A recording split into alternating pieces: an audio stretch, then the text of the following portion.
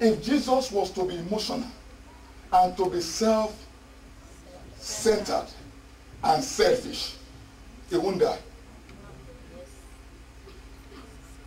Because the whole program, the whole purpose of the program had been revealed even before he came. It wasn't that he came here to discover it.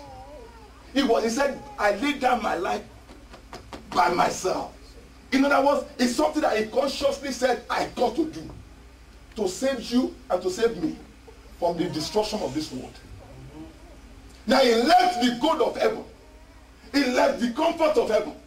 He left everything that he owns, controls, and has. The Bible says all things were created by him and for him. All things were made. He left all that. He went through everything that had been spoken. Each one of them from the book of Genesis to Revelation. He made sure that he fulfilled every scripture. And I sat down there in my office and I was meditating. He knew he was going to be killed. He knew that he would be born as a son of a carpenter. He understood what nails is all about. He understood what it means for you to mistakenly hit hammer on your hand. Is anybody grabbing anything this one? He understood what it means for the nail to mistakenly pierce through his hand. I guess when he was probably in his early days when he was knocking wood with Joseph, he would have seen the effect of hammer. Get me hammer. All of you are stretching. Let me start. Just the way you are looking at me, you don't seem to know what hammer is. Get me hammer. No, let me leave it there. No,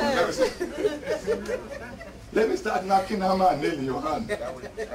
And then I'll now prophesy that in the next 10 years, somebody is coming to hit it in your hand and you won't be able to escape it. And I'll hear those who will say amen. If I tell you it's going to happen here, I bet you some people will run to Africa. Someone's going to hear, I beg, and they go home. I still have a house in Nigeria, or wherever he came from. But Jesus saw all these things.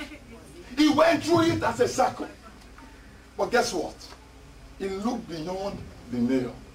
He was born in a manger. He was born in a terrible place where goats, sheep gather to eat and sleep.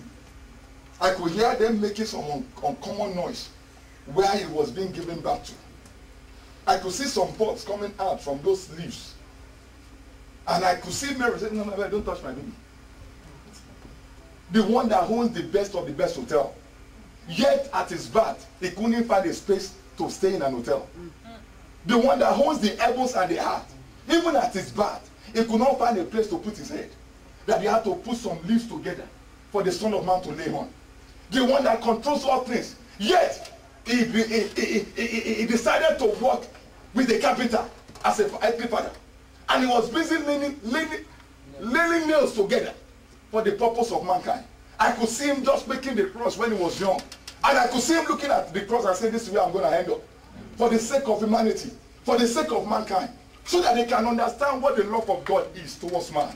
And the Bible says at the fullness of time, he came up and declared, for God so loved the world that he gave his only begotten son. That whosoever believeth in him will not perish. Love has to do with giving, my brother.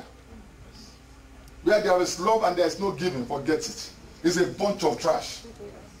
It's a bunch of religious people that wakes up and lift up their hands and say, I love you, Father, and they are busy doing nothing unto the God they profess to love. What are you doing to be a blessing to your fellow brothers? What are you doing to be a blessing to the body of Christ? If the trumpet should stand now, what will be recorded concerning you that you've done? Remember the man that was that lost his child. And the Bible says Jesus was busy ministering. And all of a sudden they were able to sneak in to get to Jesus. And the Pharisees and the Sadducees said, Master, you got to go to the house of this guy. And the only excuse they could give was the seed that the man had sown. They said the man has built unto us a synagogue. And Jesus followed him. What will make, if Christ is to appear in person, what will make him to follow you to your house? Tell me one thing you've done that will make him to say, yes, you are a faithful servant, let me go to your house. Nothing. Absolutely nothing.